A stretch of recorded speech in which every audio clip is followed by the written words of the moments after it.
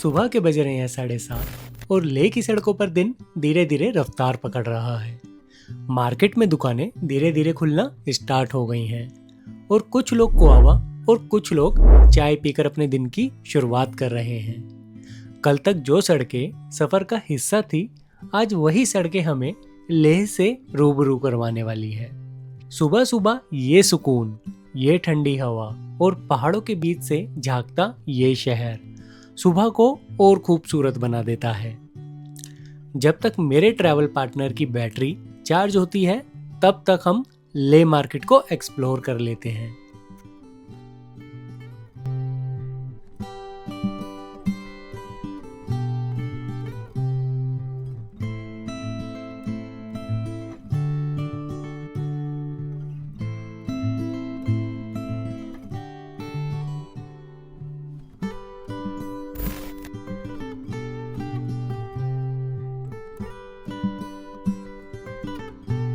कुछ लोगों से मैंने पूछा कि लोकल मुझे खाना खाना है कि तो मैं कहाँ जा सकता हूँ। तो उन कुछ लोगों ने मुझे एक ही जगह का रेफरेंस दिया, आमदो। तो यहीं पे पास में ही है आमदो, तो चलिए एक बार चलते हैं वहाँ पे।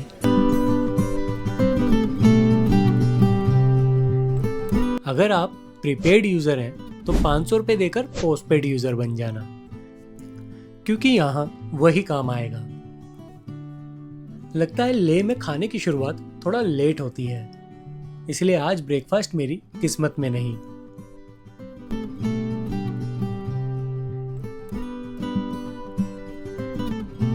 लेह मार्केट में घूमते हुए मुझे एक बिल्डिंग बार बार दिख रही थी। पता करने पर पता चला ये लेह पैलेस है। तो बिना देरी करते हुए मैं निकल पड़ा लेह पैलेस को देखने। पैलेस की ओर जाते हुए मुझे एक मैग्नेट शॉप दिखी, तो बिना देरी करते हुए मैंने एक ले लिया, क्योंकि अभी नहीं तो कभी नहीं। इन गलियों में घूमते हुए लग ही नहीं रहा था कि मैं इंडिया के किसी पार्ट में हूं। यहाँ का आर्किटेक्चर बहुत डिफरेंट था, ऐसा मैंने पहले कभी नहीं देखा था। जल्दी जल्दी में मैं अपनी पानी की बोतल नीचे भूल आया। और यहाँ दिन के टाइम इतनी धूप है कि क्या बताऊं।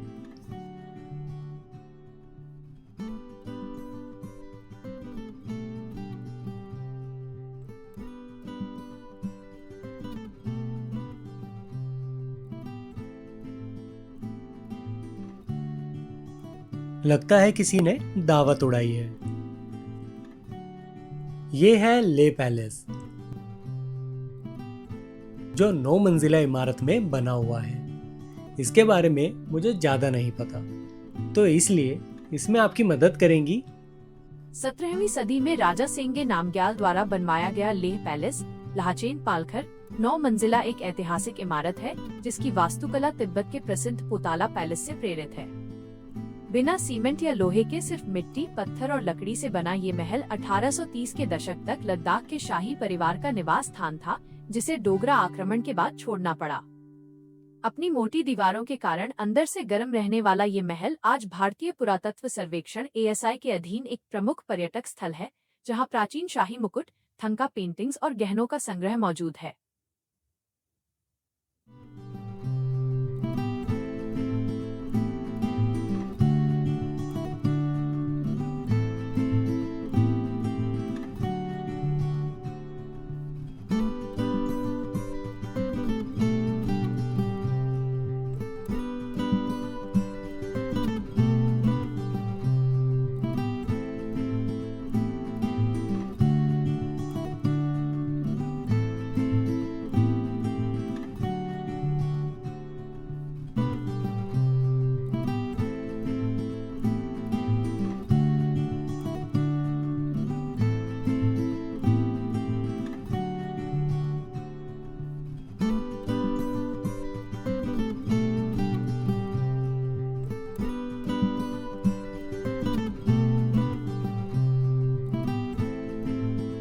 नीचे उतरते समय मुझे कुछ अनोखी चीजें देखने को मिली, जिन्हें देखते और समझते हुए मैं नीचे उतरा।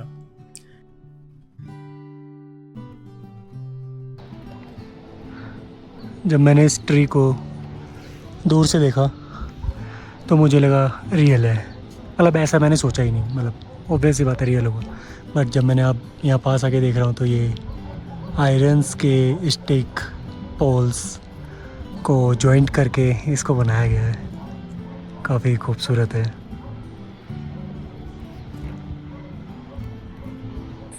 नीचे उतरते समय मेरे ट्रैवल पार्टनर का कॉल आता है।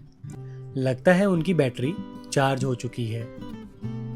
तभी तो वो इतने उत्साहित होकर पूछते हैं कि कहाँ हूँ। तो मैं उन्हें बताता हूँ मैं ले पैलेस पर हूँ। तो वो बताते हैं कि हम भी वहीं जा रहे हैं और ऑलमोस्ट पहुँच गए।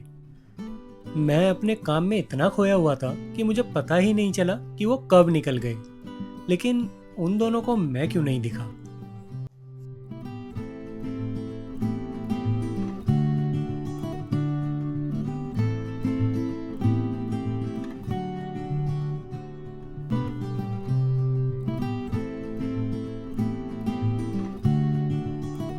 काफी देर नीचे वेट करने के बाद मेरी उनसे दोबारा बात होती है और बात होने पर पता चलता है कि वो नीचे आ चुके हैं और किसी धुरंधर के कैफे में बैठकर मेरा वेट कर रहे हैं। तो मैं भी पहुंचता हूं उस धुरंधर के कैफे में। लेकिन इतना एक्साइटेड मैं इस कैफे को देखकर नहीं हुआ।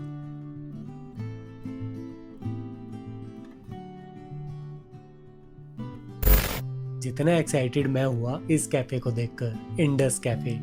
आर्मी ने जिस तरीके से इन कैफेज को तैयार किया हुआ है, इनका लुक किसी प्रीमियम माउंटेन कैफे जैसा लगता है और इनकी खूबसूरती में एक अलग ही आर्मी टच और डिसिप्लिन नजर आता है जो मेरे ट्रैवल पार्टनर्स में बिल्कुल नहीं है। अब इतना लेट हो चुका है तो बाइक रेंट करने का कोई फायदा नहीं है, तो इससे अच्छा है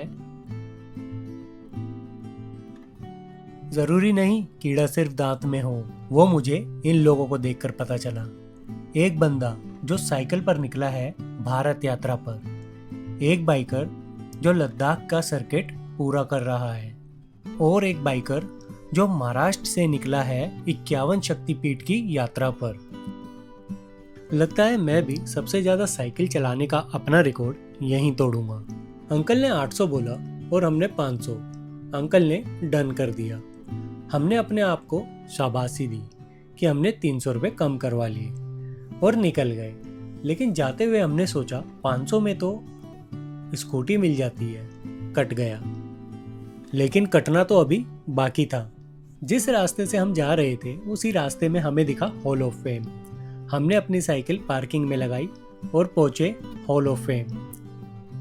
लेह का हॉल ऑफ फेम सिर्फ एक म्यूजियम नहीं है, यह उन वीर जवानों की कहानी है जिन्होंने देश की सीमाओं की रक्षा करते हुए अपने आज हमारे कल के लिए कुर्बान कर दिए। इसे 1990 के दशक के अंत में भारतीय सेना द्वारा स्थापित किया गया था।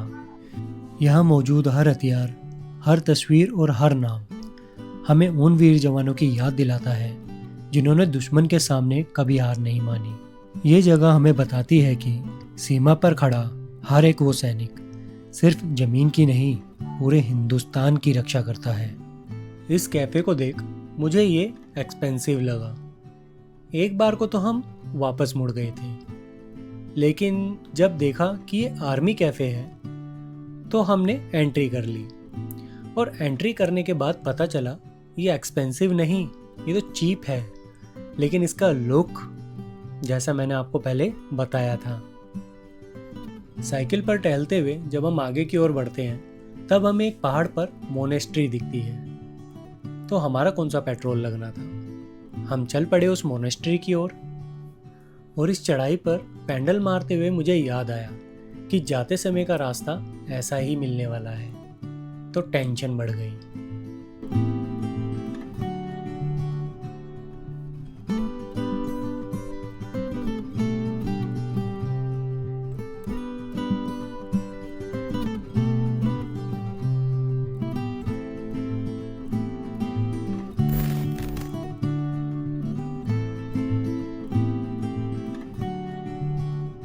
मेरी कैब गिर गई है। कहाँ गिरी है? I think yes. तो मैंने अभी किसी लोकल को बोला है। यस।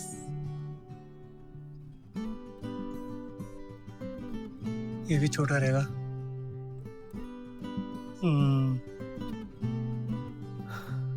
अभी वो भाई मेरे लिए मेरी कैप लेके आ रहा है।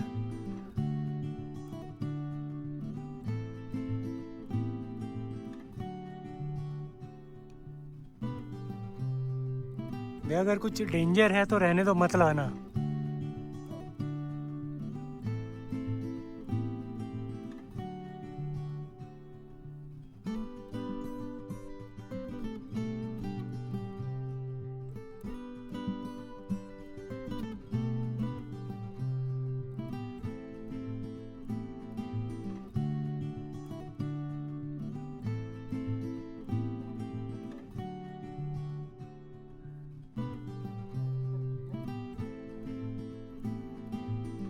Thank you so much. हाँ, कौन करता है, लेकिन अच्छा भी लगता है, बुरा भी लगता है। बुरा इसलिए लगता है कि मेरी वजह से कोई इतना परेशान हो रहा है। शायद मुझे मना कर देना चाहिए था कि यार मत लेकर आओ, कोई बात नहीं। और जब वैसे अच्छा इसलिए ही लगता है कि इतने हेल्पफुल लोग हैं अभी भी। मतलब शहरों में बहुत कम उम्मीद है मेरे को कि ऐसे कोई हेल्प करे किसी की, गाली ही बकेगा। और ऊपर पहुंचने के बाद, नज़ारे देखने के बाद, हमें उन नज़ारों में एक रिवर दिखती है जहां जाने का हमारा मन कर जाता है। तो फिर क्या था, वापस हम नीचे की तरफ उतरे और लोकल्स से रास्ता पूछते हुए आगे बढ़े। लोकल्स ने बताया पीछे गांव की तरफ से एक रास्ता जाएगा जो आपको रिवर के पास ले जाएगा।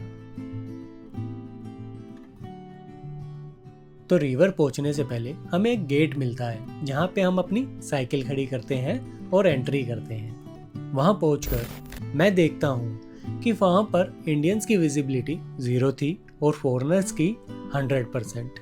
मैं हैरान था और उन फॉरेनर्स की विजिबिलिटी को 100 ही छोड़कर हम निकल पड़ते हैं आगे। वहाँ लोकल से बात होने के बाद पता चलता है कि आगे एक शिव मंदिर है, आप इसी नदी के रास्ते आगे चले जाओ। तो इंडस रिवर को फॉलो करते हुए हम पहुंचते हैं शिव मंदिर। और ये क्या, मैंने रिवर साइड टेम्पल्स देखे हैं लेकिन इतना सुंदर नज़ारा मैंने आज तक नहीं देखा। और जब हम वापस पहुंचते हैं तो बाबू भाई की साइकिल के गियर लॉक ने साथ छोड़ दिया था। पता नहीं कैसे वो टूट गया था। बाबू की साइकिल ने हमारा साथ छोड़ दिया था, लेकिन हम ऐसा करते तो आज की ट्रिप हमें बहुत महंगी पड़ती। बोला था ना, कटना तो अभी बाकी है। तो लिफ्ट की तलाश करते करते हम 2 किलोमीटर दूर आ जाते हैं। हमें एक लिफ्ट मिलती है। लिफ्ट तो फ्री की होती है। 500 रुपये दिए हमने।